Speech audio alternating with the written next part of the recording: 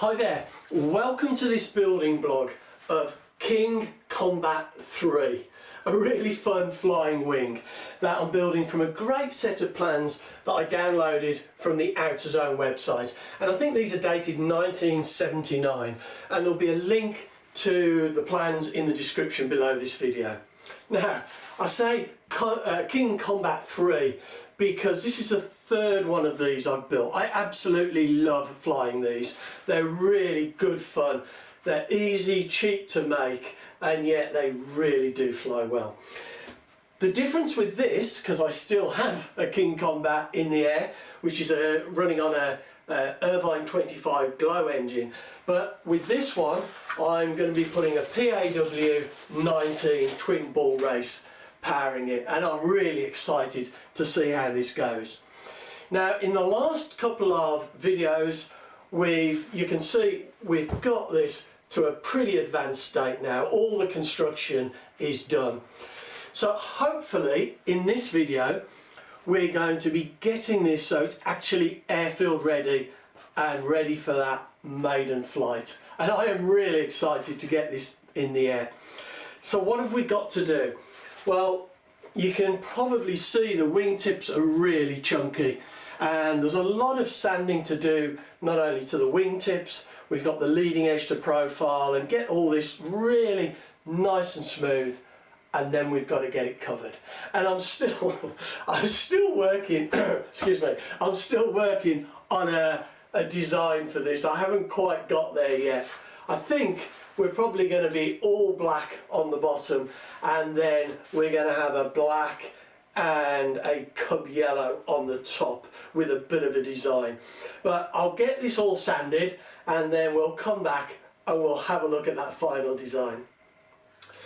Well, I've now got this nicely sanded and profiled. You can see the wingtips are looking really nice, leading edge is great, and all of the joints, like in the sheeting, I can't feel them, and the same with the cap strips where they meet the sheeting. So we're ready to start covering this now, and I've decided on a pattern and colour scheme. I'm going to be using Oracover to cover this, and I'm going to be using two different colours.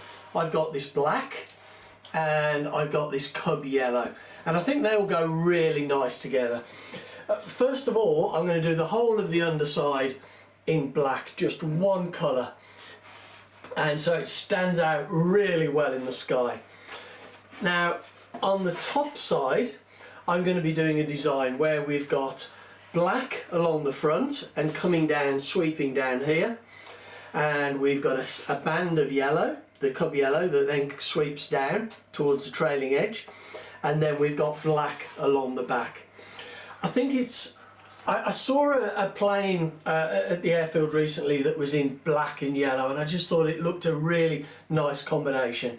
And I think with this, having the yellow flashes on the top will be really useful to help me orientate this.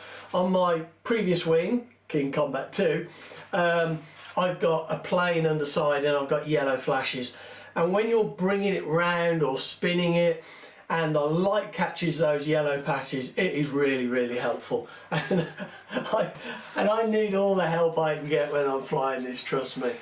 So, I've drawn out kind of what I'm going to do here. It's a bit rough and a bit vague. So now I'm going to get that black on, and we'll come back and see once we've got this whole underside done. Always worth doing the underside first and just bringing it up just round to the leading edge, I think, right in the centre of the cord. And then the top we can bring and just lap over that. And because we want to make sure that the joints, as the wind is blowing against them as this is flying, it's pushing those joints closed, pushing them flat, not working against them to eventually peel everything off. But anyway, I'll get the black done. Well, I've really been cracking on with this wing now, and I've almost got it covered, so I thought it would be good to have a quick update. The underside has gone on really nice, just plain black, and really nice wingtips that stretch round lovely and no wrinkles. Really, really nice stuff, this Oracover to use. and you can see we've got a nice bright yellow flash on the front, which, to be honest, with my flying, I'm going to need that yellow flash to tell me which way up this thing is. It's all, I mean, that black there will stand out really nice against the sky, but if it's upside down or coming around a sharp bend curve, then we're going to see that lovely flash, and that'll be really, really useful. So I thought, like I say, thought it would be worth having a quick look before I get this other bit on and get this finished. I always think it's really strange the amount of time and effort we put into covering these models and getting them just, you know, looking really nice, and then the first thing we do is throw them into the air and see if they'll stay up. So anyway, just a thought. Right, I will get on now and get this finished. I can't wait to start getting the radio gear in and seeing how this setup goes. Well, I've now got this covering finished, and if I'm being perfectly honest, I'm really pleased to get it done, because I really enjoy doing it. But after you've been doing it for a few days and then you come towards the end, you've got all these little fiddly bits, I've kind of had enough. And so I'm really looking forward now to moving on and fitting this out, getting the servos in. I've got to get the engine in, and the fuel tank. That's going to be interesting, that setup with the engine. But I want to put a pipe on this to bring the exhaust fumes over the top. And I've said this in a previous video, and with the existing wing I've got, when you launch it like this, you've got the exhaust underneath that kind of blows fuel into your eyes, which is never good when you've got something fast and responsive in the air. So as I said, I'm going to make a little short pipe just coming to the back here. So what I'll get on and I'll start fitting this out, and we'll come back and have a look at it periodically and see how we're getting on. Right, well, I'm really cracking on with this now. I've got the servos in and I've got the engine mounted. It's got the fins in, but actually they're not glued in yet. That won't happen until right at the very end, because it'll be easier to set things up with them out. But what I want to do now is I want to think about the exhaust. Just a fairly short pipe that's coming from the back of the engine. So I think we'll just zoom in on that and we'll have a look at how I'm going to make this exhaust pipe. Right, as I said, engine mounted, and you can see we've got the standard PAW muffler there, which is pointing up. I've turned it round so it's pointing up this direction, which is ideal for what we want for connecting a pipe.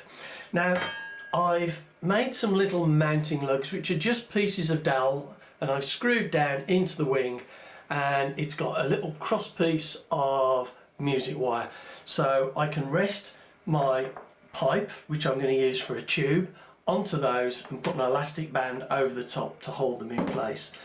Now this pipe is 10mm diameter aluminium, thin walled. It's 0.45 millimeters. I don't know whether you can read the label on there, but anyway, it's really nice light. There's nothing to it. And what I'm going to do is I'm going to put that on there, and I'm going to connect it with this silicone hose, this exhaust deflector. Now I know silicone doesn't like diesel, and this may well not last long, but I haven't got another option at the moment. But I can always source something different if this starts to break down. But hopefully with the exhaust fumes and the oil it will be okay. Depends how much diesel we get through, but like I say, if it's a problem I can replace it. Now this needs to connect through like that, so we're gonna need to trim this silicone pipe a little bit so that it doesn't bind on that mounting, so just about ½ an inch off, and that can then fix on there like that. Now what I want to do is put on a little bit of a kick on here, just a little bit of a bend, but just to throw it up a little bit. But I don't want it as high as the fins, because I don't want it to hit the ground if it goes upside down. I'd rather it rested on the fins. Now I've got a pipe bender here. This is I think it's a generic brand, but it says Arctic Haze on it, and it'll do 6, 8 and 10 millimeters. Now the problem is that this pipe doesn't bend very well. It doesn't like being bent, it's not very malleable, so we have to be really gentle at how we do that. And it'll probably take me a couple of goes, and I'm just going to do it very slowly and very gently. It's not like copper pipe that's nice and soft and malleable. So I will get this in the pipe bender and we'll have a go and see if we can put a little bit of a kick on the end of that. Okay, well this has broken on me once, so I'm just going to try and do this with the minimum amount that I can get away with.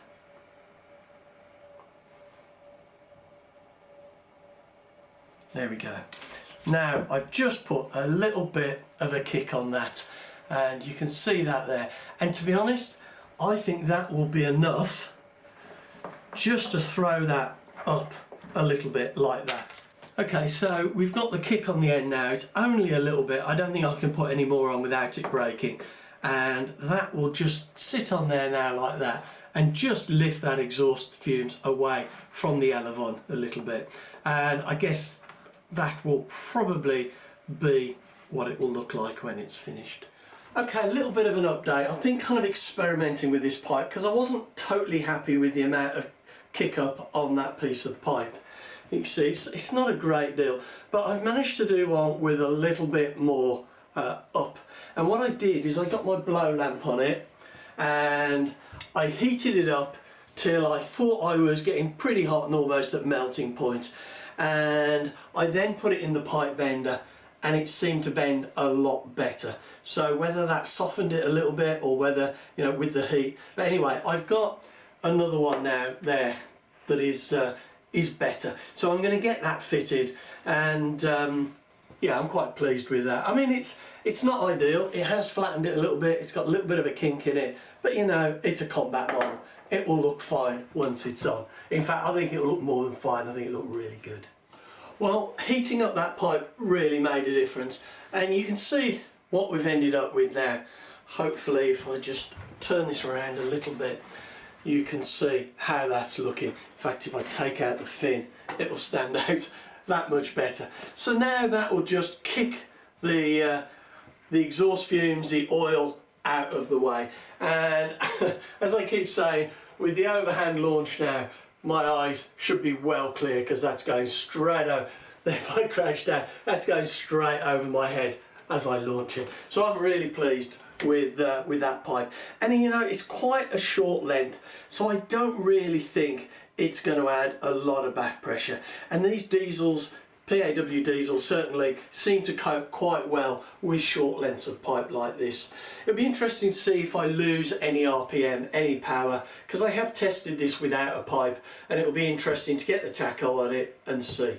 But if it doesn't work, we can take it off and just blow it back. I think I may try sourcing a different piece of pipe, because I think ultimately this one will fail, but it's a good stopgap just for a few weeks. So now I'm going to get the throttle connected up and the servos, and then we're almost done really.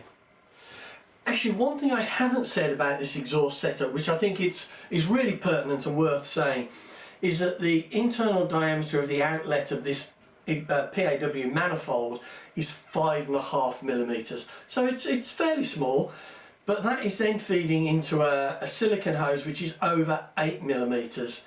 And then that feeds into this aluminium pipe which is just over 9 millimeters. So all the time the pipe is getting bigger, so hopefully it's not going to be too restrictive and cause back pressure. If I had carried this on with a 5.5 millimeter internal diameter pipe all the way, then I would be concerned about back pressure potentially building up or causing a problem.